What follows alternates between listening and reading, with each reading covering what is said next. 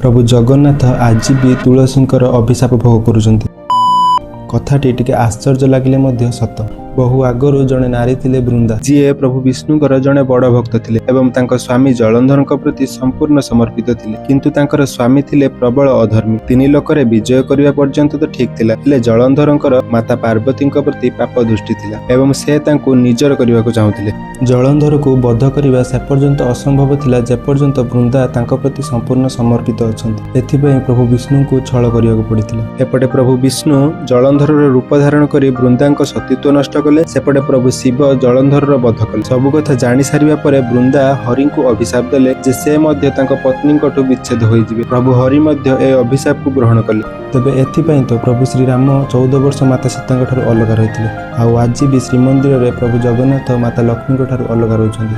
Video भल लागिले like and subscribe निश्चय करिवे। रहिली जय जगन्नाथ।